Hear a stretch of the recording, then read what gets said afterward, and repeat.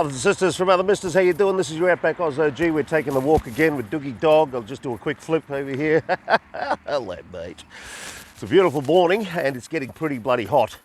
Already around 6:30 in the outback of Australia in Alice Springs. This is the second day after New Year's Day and I'm only going to go as far as the shade. I've already walked all that distance behind me over there for about 2 kilometres.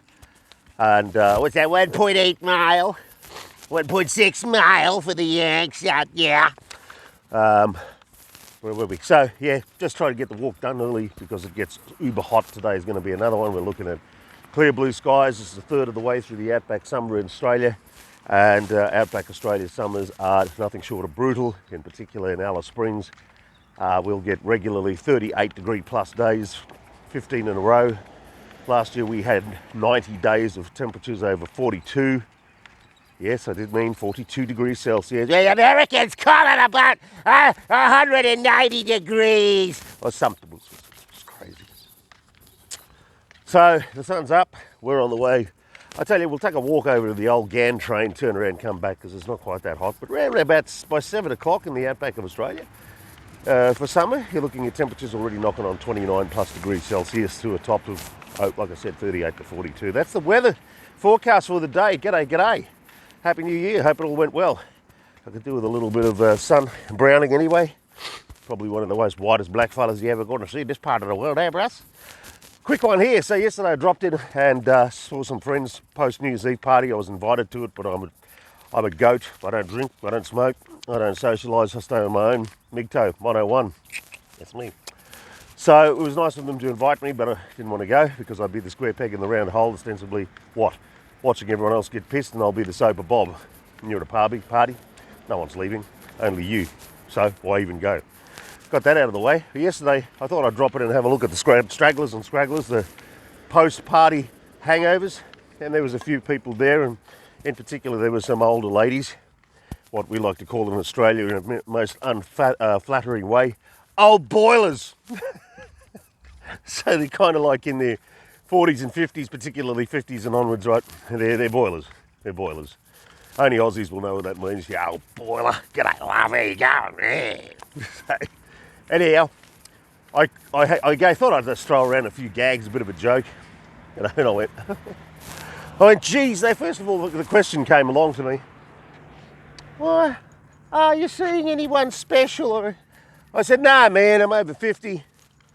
And dating in your 50s is brutal. All the women are ugly.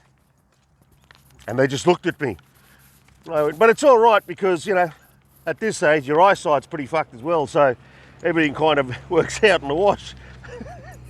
And they were absolutely shocked. These women, and they were women obviously in their 50s, and they were like, and the funny thing about women is they'll take a comment like that and they'll turn it on themselves. Oh, what a horrible thing to say. I'm 50, are you saying I'm ugly? I said, darling, look at it from this perspective. When you're in your 50, you're a man, and you've been through the ringer, you've been there, you've done that, you've seen everything, and you're still seeing it. You've got mates who've been there and still being it. You know things now about the world, and especially women, that you can easily, comfortably say. When I say after 50 dating is an absolute mission, it's an absolute pain in the ass because all women are ugly. We're talking about whether they're 25, 35, 45 or 60 and everything in between. What's ugly is what you see on the inside. And it's a bit like you're presumed guilty before you can be proven innocent. After you've seen and swallowed the red pill, after you've been self-medicated on the red pill, you then look at things through a completely different prism. So what I'm basically saying when I say that is it's not about the beauty on the outside. It's not about the external vision. Ugliness is not relegated to your physical being. No. Now in this modern day and age, we're starting to see the real outcome of female toxicity. I'm not saying there's not male toxicity out there, I'm sure it is. But with the amount of people on this planet, the access to social media and the ability to share your absolute and every thoughts, in some cases oversharing, when you see the young generation of people going through what they're going through, where women have never in their lives before in any other time of human existence can access so much male validation and hero worship, you know, and star worship like they do, they are really an entitled bunch of little brats. And it doesn't matter what age group they're in. So from a 50-year-old's perspective, when you see that for what it is, you are automatically looking at women as being ugly. Ugly on the inside. There's a difference. So when I explained that to them and pointed that out, all of a sudden the older girls went, you know something, I think you're right. And I am right. Okay? And this is just a little note of interest to men who are out there trying to get themselves in the market of the dating place, which is absolutely almost near impossible today. If you can look past all the glitter, the flashing, the fake makeup, the Botox, the Scrotox, whatever else they're putting in their faces or whatever else they're using to over represent themselves, look at them all as being ugly from the inside. Because if you're looking at them as being ugly from the inside, you're starting off with a viewpoint that can say, I believe that if you are seen as ugly on the inside, anything you can show me to the contrary is going to make you on the outside look so much better. I have this little saying, morning, I have this little saying, which is when the police pull you over in a roadside stop, like the highway patrol or whatever, sorry, just crossing the highway.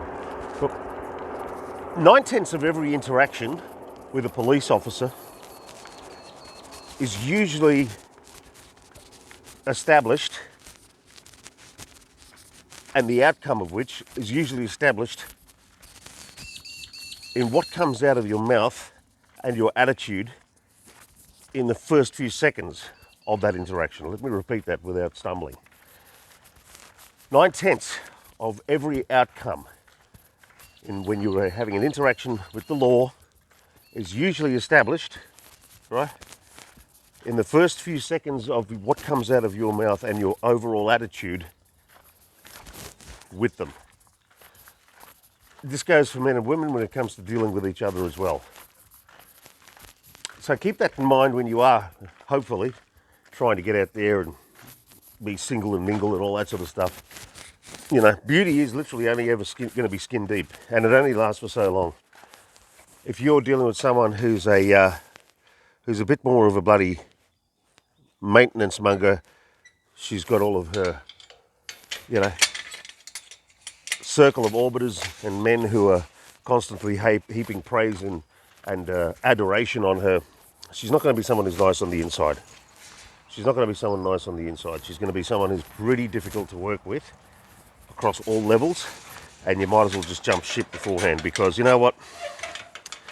A Ferrari's a Ferrari, and beautiful as they are on the outside, when it comes to maintenance, ask any mechanic. This is your Outback Oz OG. Nice to be here. Thank you very much. Happy New Year. I hope you have a great year, and I hope you get everything you want out of this year. Health, wealth, fitness, moving forward. And we'll pick it up another time here on the channel. Until then, from my brothers and sisters, from other mothers and misters, toodaloo from you know who.